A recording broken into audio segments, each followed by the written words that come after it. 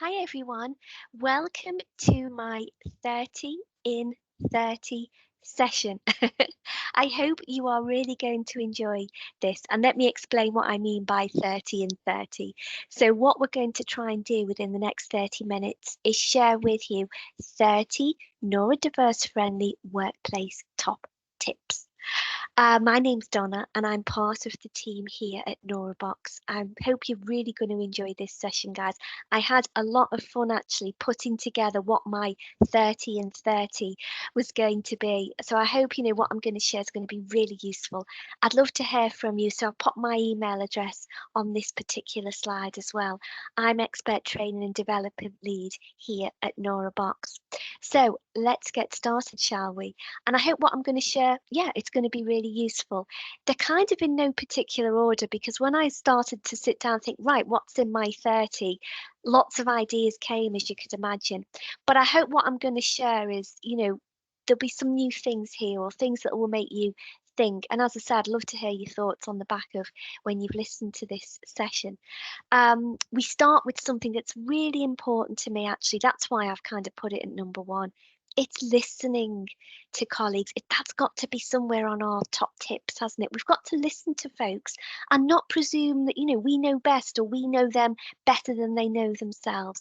And that's why, we talk a lot these days, really importantly so, around that lived experience, isn't it? And that's got to be at the heart of our working practices in many ways. But of course, yeah, specifically when we're thinking around neurodiversity. So, number one, then, in this 30 and 30 is listen to colleagues when they're talking about how they prefer to work, the areas of strength that they have, the areas of challenge. And, that's really our North Star, if you like, as we try and figure out how we're really going to get the best out of them. I think as well, somewhere, very close to the top of any list that we're going to put together of top tips is thinking about time, isn't it? Ideally, yes, we want to try and make sure that we give people enough time to be able to complete the task that we're asking them to do in the workplace. Of course, we do. And sometimes, if we've misjudged or it's not a good fit, the task that we've set with the amount of allotted time that's been provided, yes, we need to be agile enough to be able to offer extra time.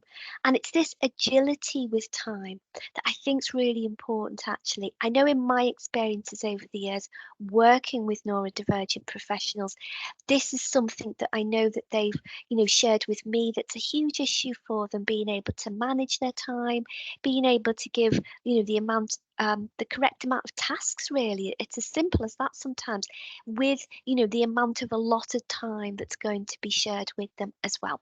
So it's this conversation, this agility around how we're going to use our time that's really, really important for us all, of course, but we know as well specifically for our neurodivergent colleagues as well. Something else I think that's here at number three that I think we're very aware of these days, and we need to be increasingly aware of it, don't we? Is the language that we use as we talk about neuro differences. Yes, we take the lead from the individual. So, as we said at number one, it's about listening to folks. What language are they comfortable with? But also for us, as an organisation, it's important that we think about, what is our language here? What do we call the differences? And we must ensure, of course we do, that the respect that those differences and the individuals connected to them deserve are inherent in the language that we use. I often say we used to think, many years ago, that language and words didn't matter.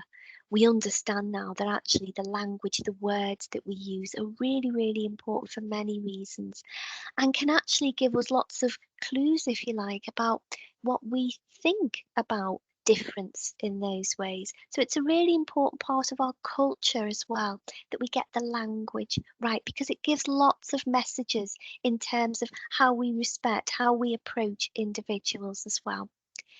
Number four is an interesting one, and maybe it ties in with what we've just been talking about in terms of time, because it's not just agility this time in time, It's about how we're going to work with individuals. So working practices, so agility in how we're going to work, whether that's flexible working, so in terms of even hours in the day, through to maybe flexible in terms of hybrid. Sometimes we may be at home and so on, back in the office on other days. So that type of flexibility, but also flexible in terms of how you might be going to share information with us, so that we're receptive to the fact that if we've asked you to put together a report, we're not always expecting that to come back in a Word document, for example. Maybe we're happy to receive that information in a mind map. So it's flexibility in many different ways. Yes, about how we're going to work with you during the hours in the day and your location, but then through to how we are going to share and receive information. So all the different ways that we work, and agility and a flexibility there is absolutely essential, I think. Something else I think is really essential is number 5.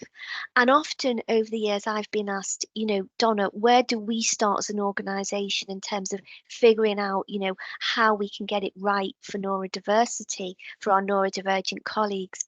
And actually, we need to go right to the top, really, when we're on that journey, when we're thinking in these ways. And so, policy and our mission statements with clear commitments communicated in a really meaningful way around neurodiversity, I think is the very heart of, what kind of is going to happen next, isn't it? A lot of people talk about setting the scene and then it kind of trickles down all the great ideas and great practice. So yes, I think it's really important that our policies talk about neurodifference, and we're really explicit about our commitment here. So that's why I put it at number 5. Number 6 talks about recruitment. So again, when we're thinking about all the different ways as an organisation that we will work with our colleagues and also recruit in new colleagues and volunteers and so on, we have to really figure out what it means for us to develop a neurodiverse friendly style. And what we would definitely share, and I wholeheartedly believe this as well, is that we actually use that style with everybody in anticipation that the wonderful people who are going to want to work with us as colleagues, as employees or volunteers and so on, anybody who's going to come into our organisation, we are working as a matter of standard in a neurodivergent friendly way in anticipation that those individuals require whatever it may be, communication styles, different ways of working from us. And then what we hope beyond our standard practice is then, yes, we ask individuals, is there anything additional that you may need? And then we provide something really bespoke for those individuals as well.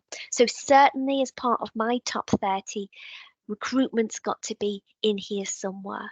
Certainly as well, maybe the other side of that coin, if you like, is number 7. It's the interview process as well.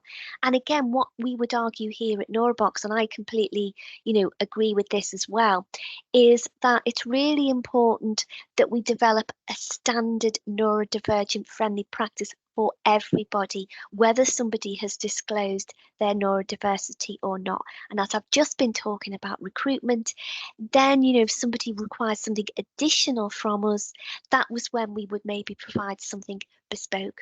But I think it's really important that we start to think about, okay, what are we going to do with everybody, whether the person is choosing to disclose or not, or sometimes, of course, don't forget the individual may not be aware that they're neurodivergent. Just because we're in that situation doesn't mean that, we don't still want to get the best out of that person. So we know that working in a neurodiverse friendly way is a great way actually for us all in order to, show our best selves and the best version of ourselves as we go through a recruitment and an interview process. So that's why I've popped those 2 issues here on my 30 in 30 list. Again, another part of that process is then how we onboard individuals as well. Is our onboarding process neurodivergent friendly as well? Are we recording new information if we are meeting with colleagues on Teams and so on, going through procedures and so on for the first time? Have we recorded that information so that they can go back and listen again? Do we have a buddy system in place? Have we ensured that all our information is step by step? We're not just throwing lots and lots of new information at somebody and expecting them to absorb it, especially at that very beginning of the onboarding journey when you're brand new. You're often, quite nervous. There's lots of things happening at once. You're in unfamiliar territory, aren't you, as you're learning the ropes within an organisation. It's really important then how we share that information is as neurodiverse friendly as possible. So again, this is why we must include it on our list. It's really important. Something else that's really important, and again, it's probably at the very bedrock, at the very heart of what we want to do, is making sure our communications are neurodiverse friendly as well, that we're using clear language. And as I've just been talking about onboarding, we're recording information for people to listen back and so on. That's a great way to ensure that our communication is really accessible, that people can listen back and that we have captions and so on. And that when we're thinking about the written word, it's also presented in a clear format, and that we have accessibility tools built into our systems as a matter of standard. So again, it's not a case of somebody asking for those tools or, trying to hunt down where they might be hidden somewhere. It's actually there for everybody, whether they wish to disclose or not. And I think, again, this is probably one of the messages that's going to come from this 30 and 30 session, is that a lot of these top tips, ideally we want to start to do them as a matter of standard with everybody, whether somebody's disclosed or not. And I think communication is definitely one of those ways of working. Similarly, here at number 10, we've got, Teams meetings or Zoom meetings, all our virtual meetings.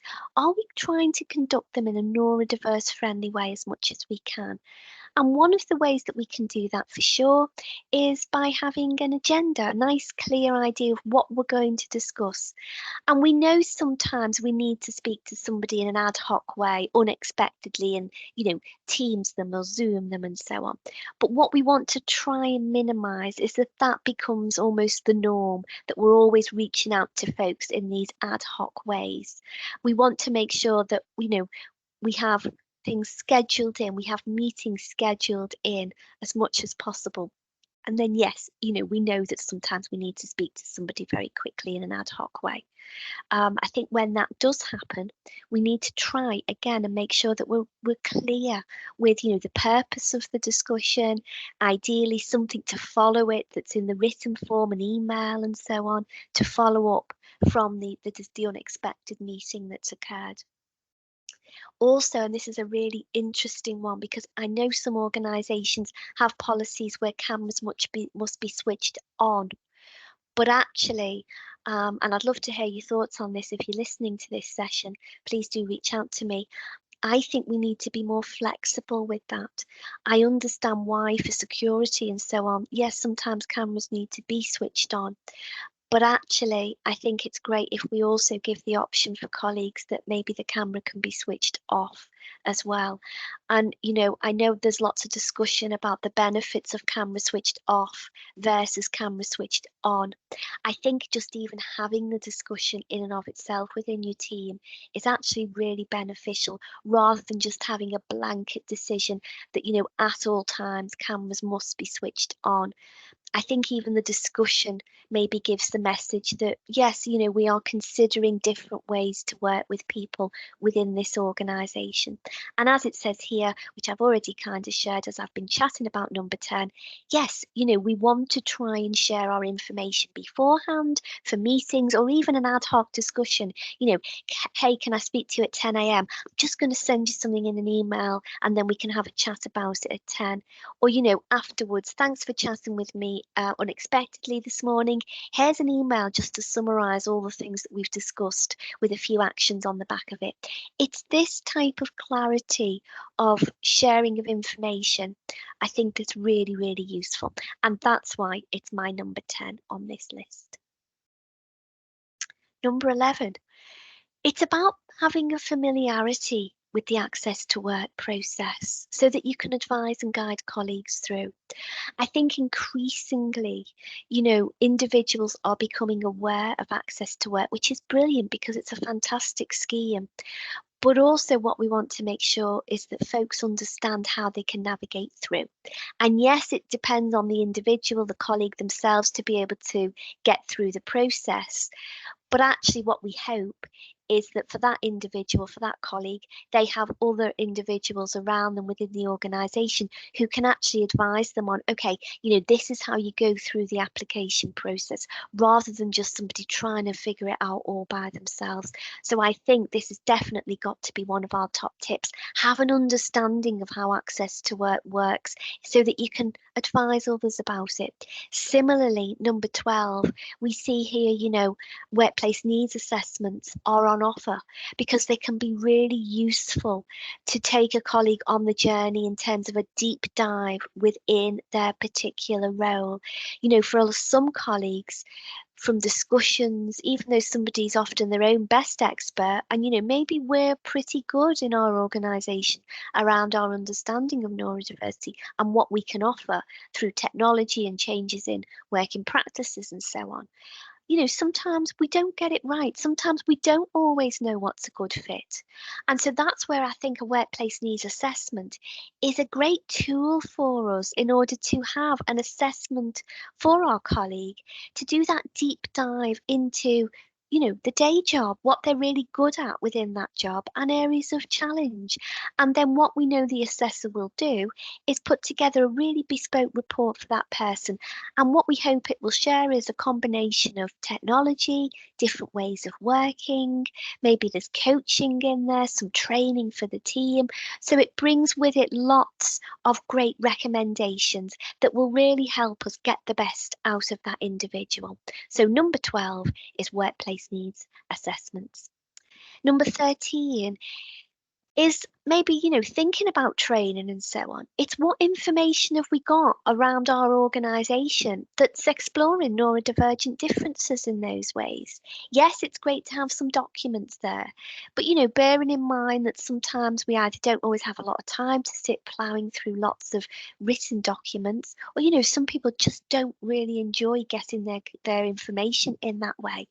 It's really important that on our intranet then, we've got lots of different ways that we're sharing that information. Yes, maybe we've got some Word documents. Yes, maybe we've got some infographics. But isn't it great if we've got some webinars or we've recorded some Teams training around differences as well? Or maybe this webinar could sit on your intranet as well. So there's lots of ways, hopefully, that we can present information in a really user-friendly way. And I think it's really important that, again, as a matter of standard, we have information there within our shared intranet, SharePoint, or whatever you use within your organisation, that's very easily accessible for folks to go and find out more, because certainly getting educated about difference is one of the key things that we can do to make a difference to the communities involved as well. So that's why that was my number 13. Number 14, maybe, I guess, is connected to this one as well. It's about celebrating awareness times. And I think, again, when we're thinking about the culture within our organisation, we spoke a little bit earlier about language. That's part of the culture, isn't it, within our organisation? How we talk about difference and so on gives a lot of messages about the culture within our teams. And certainly a very strong message that can come through from our organisation is when they are committed to celebrating awareness times. But beyond, a box ticking exercise or something that's feels very external to us, what we would hope is that, as it says here, we've got that lived experience with our own colleagues who may be living with these differences at the very heart of those celebration awareness times as well. To me, that keeps it real, it makes it really authentic, and I think it's a really powerful message when you hear, other colleagues who are doing similar roles to you talking about their lived experience within our organisation with dyslexia, ADHD, autism, whatever the difference may be. Similarly, what else is really powerful is number 15, and that's working together in a buddy system or a partnership system, whatever we want to call it. It's this linking with colleagues in order so we've got support there for individuals who may be really great at a particular way of learning and working and are happy to share that with other colleagues, or an area of challenge where somebody says, I'm not great at whatever this thing may be, but I've got a buddy who I know is really great at that, and they don't mind being my go-to person sometimes in order for me to get help in a hurry. I know there's somebody I can trust. They are my buddy, they're my go-to person. And so I think it's really great to have a system like that in place. On the back of that, then, number 16 talks about maybe something a little bit more formal in terms of a neurodivergent mentor or a champion. And I think these are, great individuals who can be a real beacon within our organisations around neurodiversity in general, or maybe we have a number of colleagues who will represent the dyslexia community within our organisation, the ADHD, the dyscalculia community, and so on. And they will come together as a group and be individual champions or mentors, allies. We talk a lot about allies these days, don't we?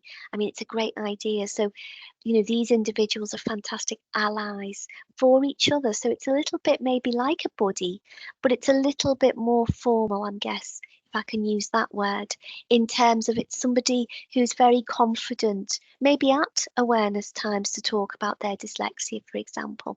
So yes, having a neurodivergent mentor champion ally is another great top tip. So I've popped it here and it's my number 16. Number 17 is about a network, a disability network or a neurodivergent network, however we want to call it. And I think, increasingly we are aware, aren't we, the importance of networks in these ways. Again, they're made up of folks who've got these lived experiences. I think beyond the camaraderie and beyond the solidarity, and just generally being with like-minded people who are having very similar experiences to you, beyond the strength of that, the power of that, what I would also hope to see is that the network, if they're sharing back ideas about, different ways of working or patterns that, that's been shared over and over again with a number of neurodivergent colleagues having similar experiences, what we hope from the network is that there's a way to share that with the organisation as well, and that they're actually listened to when they're sharing that information, and the most important, it's actually actioned in some way, so that it's not just a place, where people could go for support, which is, of course, it is important. But actually, if, as I say, information, if wisdom, this lived experience, wisdom comes from that, there's a place beyond, speaking to each other about it, that information can go. So actually, it's really important that we have those open communication channels as well.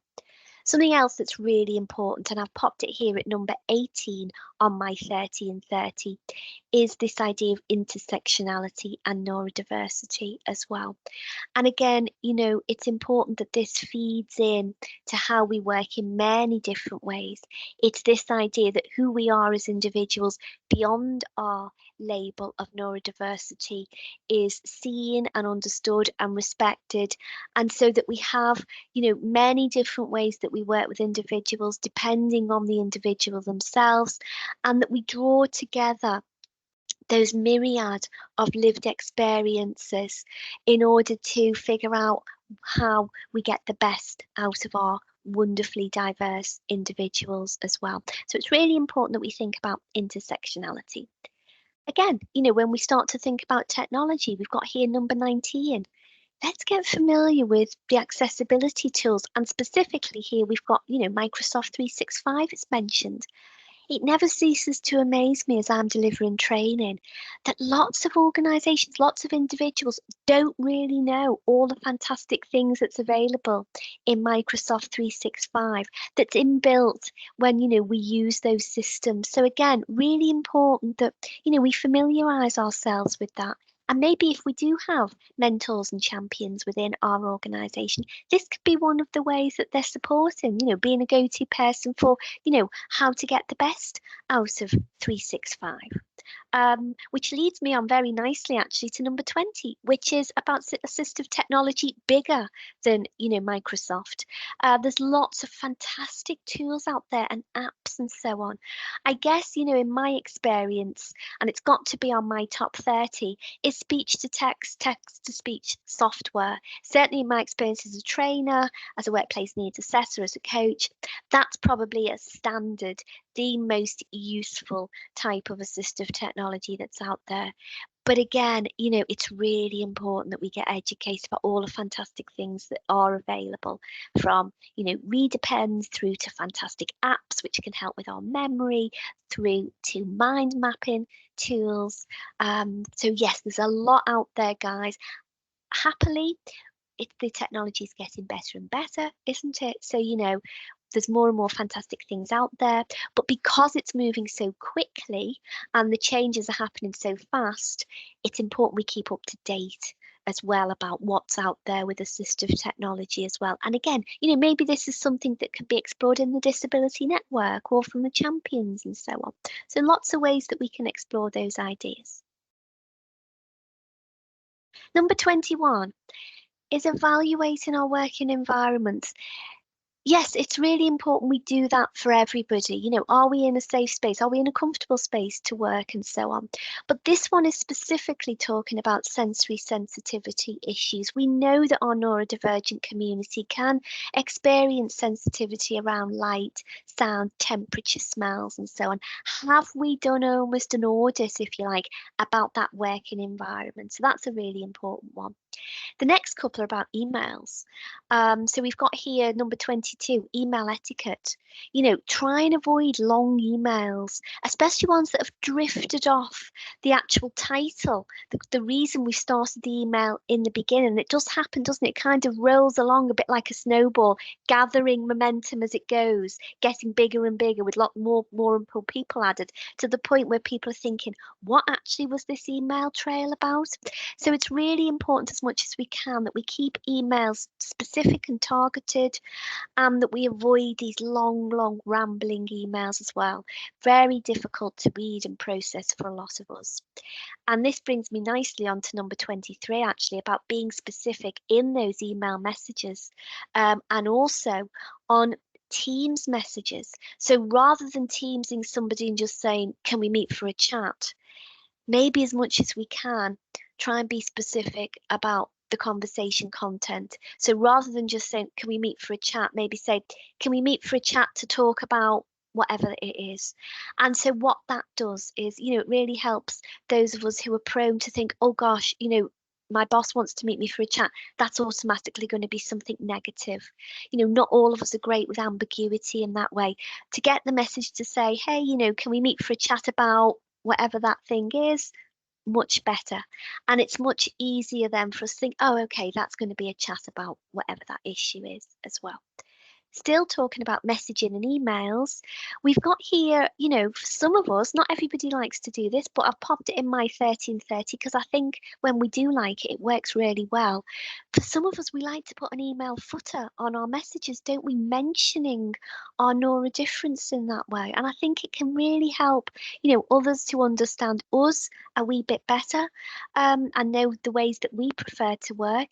But also, I think culturally, it can send a strong message out to others who think, oh, okay, Donna has this on her email. Maybe I feel inspired that because I also have ADHD, I'm going to put that on my email as well, or whatever it might be. So yes, number 24 is one that maybe isn't going to suit everyone, but if you like the sound of it, I can highly recommend it. Number 25. an interesting one.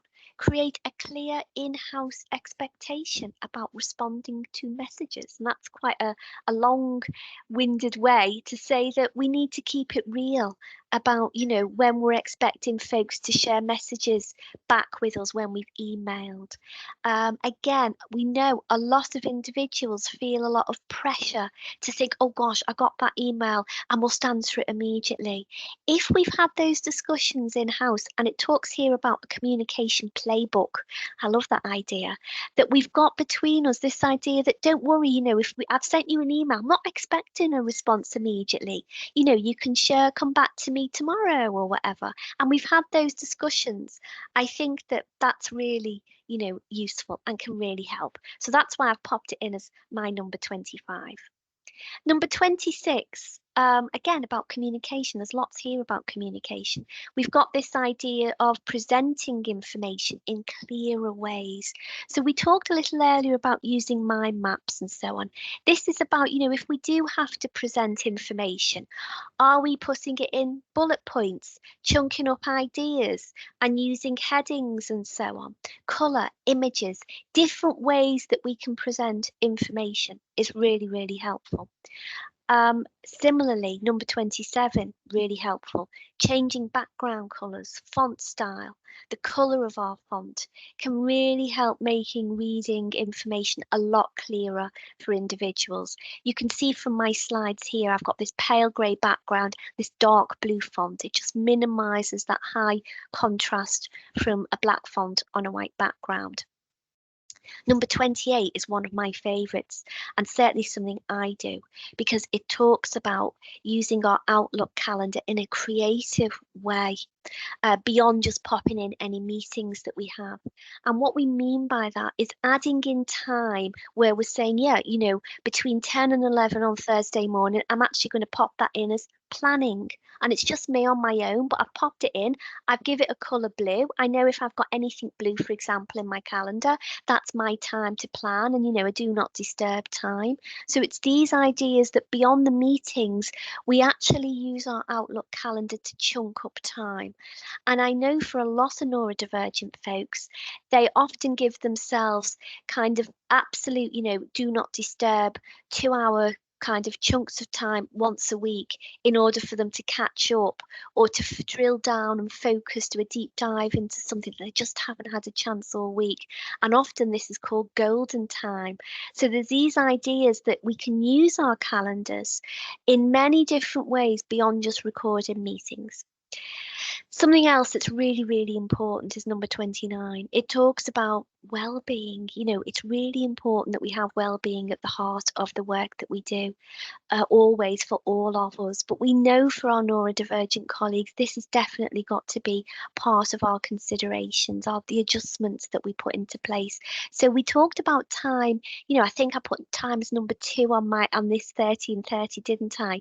And here we see at number 29, time being mentioned again in terms of time to decompress. And thinking about using our Outlook calendar, again, maybe we're going to put in 20 minutes, quiet time in order just to decompress, to pull away. We know that it can really help. And certainly as colleagues and managers of neurodivergent individuals, having that open door policy and that safe space to be able to talk in ways around anxiety and stress and generally in well-being can really be helpful as well. And that, guys, just brings me to number 30. I'm not sure if I've gone, I think maybe I've gone a bit more than 30 minutes. I'm just looking at the time. I think it's saying 33 minutes, but I've nearly done it. Celebrate neurodiversity, gifts and talents. Yes, that's got to be how we approach neurodiversity, isn't it? With a real balance. We're not negating the idea that we need to support challenges and be aware of challenges. Of course we're not. And, a lot of what this 30 and 30 is about things we can put into place to support some of those challenges. But, it's about getting the best out of folks, isn't it? Getting the best out of ourselves. And certainly one of the ways that we do that is by, having this balanced view on neurodiversity. So yes, we know that there's challenges there, but we also know potentially these fantastic gifts and talents. And so it's really important that we have that balance in terms of our understanding around neurodiversity. So that was my 30 and 30, even though I think, guys, I've gone a little bit over 30 minutes. I couldn't help myself. I'd love to hear your thoughts on this. They're in no particular order, I don't think, my 30 and 30. And maybe, yeah, you might think that I should have included something that I haven't. But I had a brilliant time trying to put them together. We could go on and on, couldn't we, around neurodivergent, great practice in this way. And that's why I'd love to hear from you, your thoughts, or, if you feel inspired by this webinar, I hope you do. Please do reach out to us. I'd love to work with you, love to hear your stories. So yes, please do keep in touch with us. And let's keep talking about neurodiversity.